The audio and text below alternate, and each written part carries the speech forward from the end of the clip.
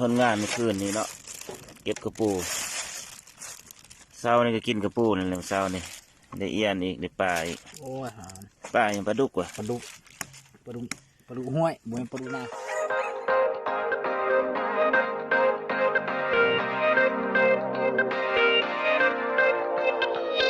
ข้าวแรกเราไปการกระปูเนาะการกระปูก่อน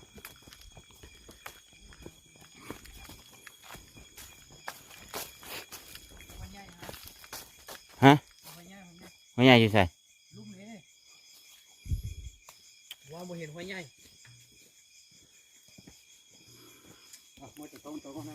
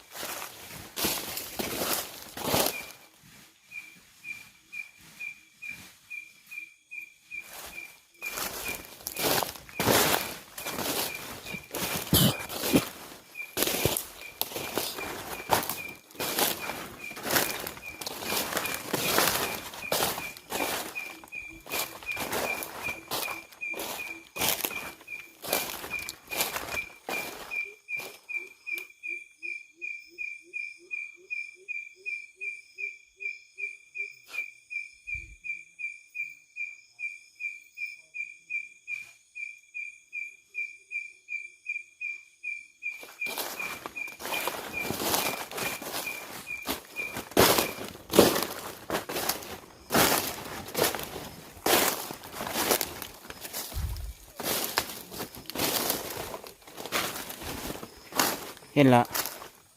นี่แหละว่าหวยมีห้วยแต่คนมีปู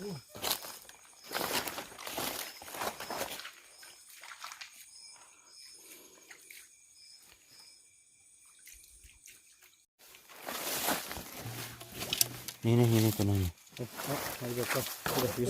นี่เห็นนั้นลองมึงไฟไหม้แค่นั้นมีเห็นมันต้องอ้อแต่หน้าไปเลยดีละจะให้เกี้ยเกิดกู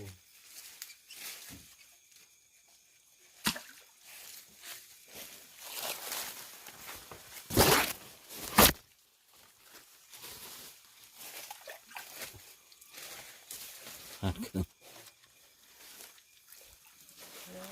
เปียกเป็นมือตัวแล้วโอ้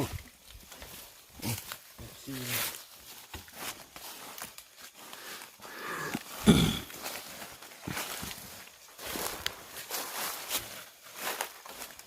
มันเป็นไงนะ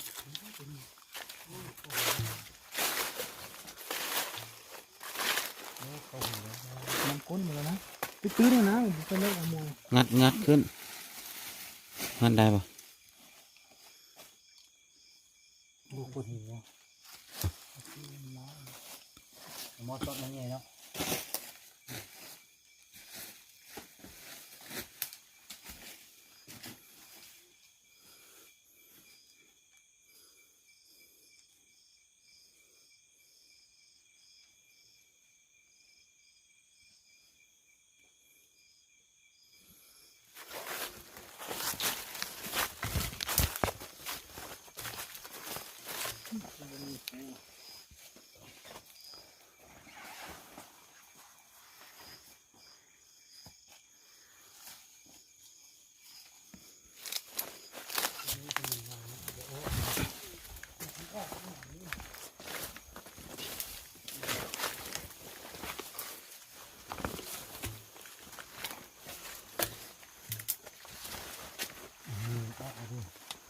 กายยางมาแล้ว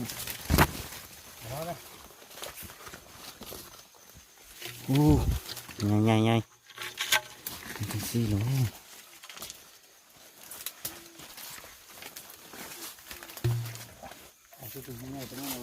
น้อยก็เอาเนาะ ปล่อยให้มือหนาวให้ได้กินเลย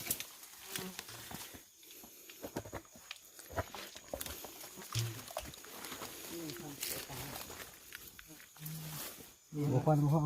เกลือกับปูสิเลย นี่ เกลือกูแล้ว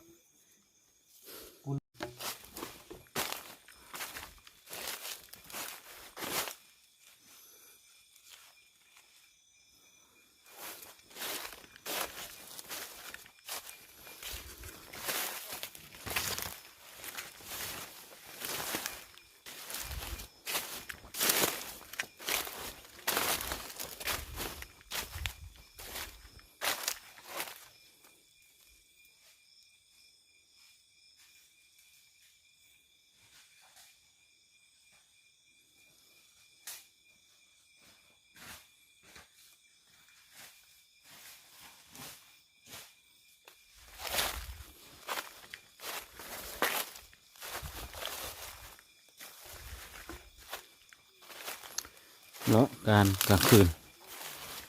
หากระปูกระปี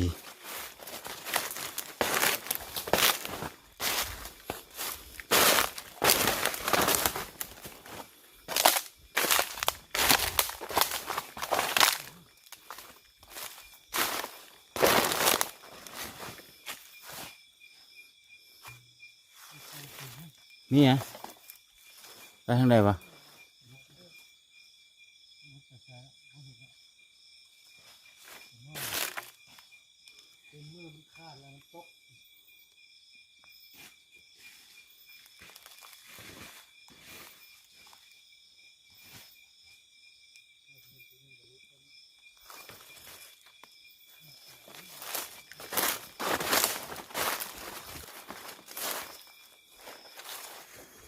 ปลาปลา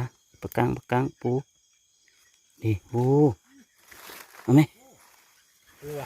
ปลากระปูเอาไหมนี่ปลาน่ะ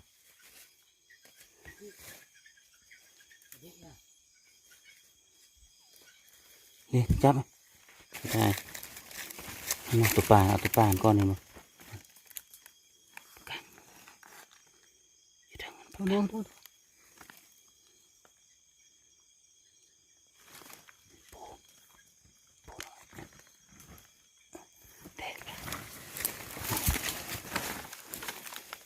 ใส่ถุงยางปลา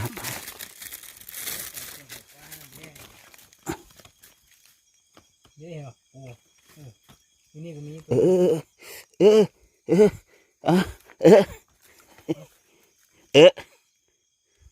หลายตัวนี่นี่ฮะ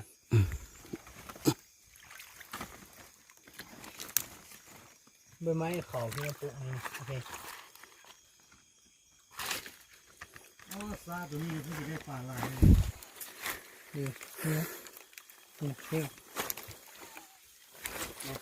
ี๋ยวกระดกมัน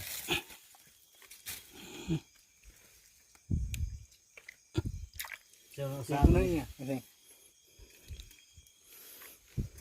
อยู่หันไหนบนเก้าหันไหน สองตัวเลยก็เอานะ 3 ตัวนะนี่นะลึกตัวนี้ซาได้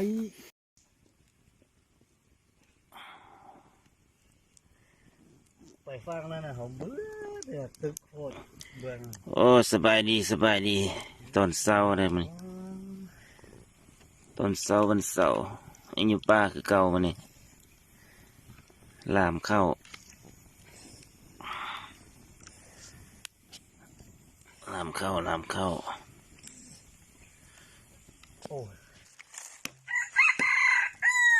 โอ้ คนงานเมื่อคืนนี้เนาะ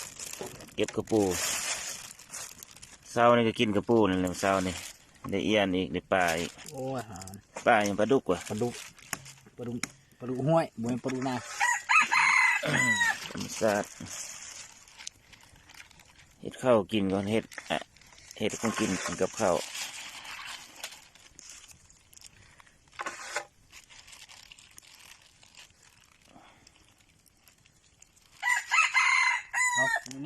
เจ็บบ่ฮะตู้ยัง บ่ให้ ภาษา ให้ไอ้กาแฟทำอะไรเน็ตมือไอ้กาแฟเลย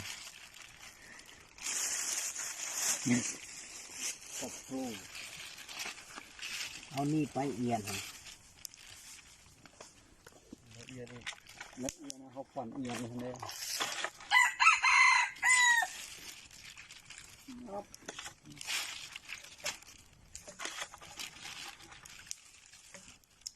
คืนนี้เขาไปต่อตัวใกล้ตัวนกอันนี้นะเป็นนกยังไงนกอ๊อกนี่นะ นี่เอียน ได้เด้เออโอ้โหมันไปก้านก็บ่เห็นเลย บ่เป็นมาปูอ่อนเนาะ มันเป็นต้อ โอ้เฮียเสียง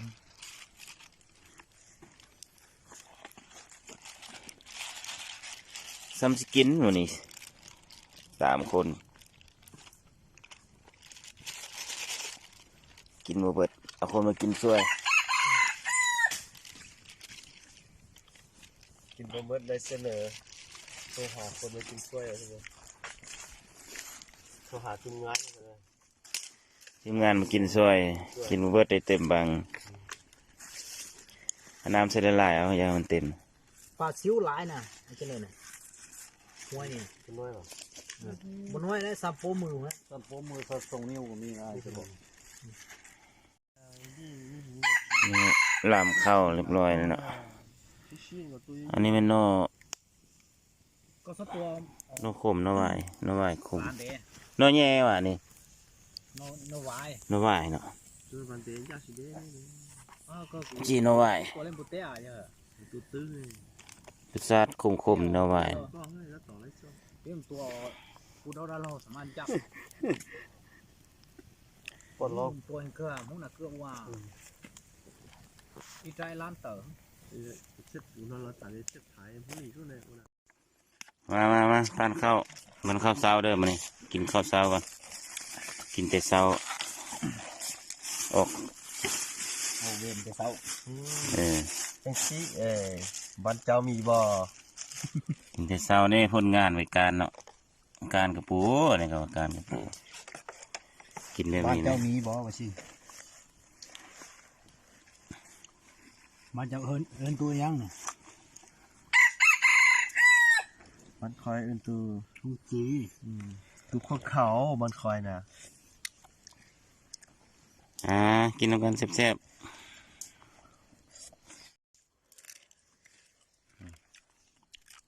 กินข้าวเย็นก็มี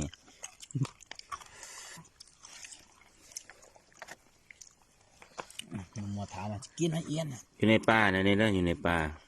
ต้องกินแบบนี้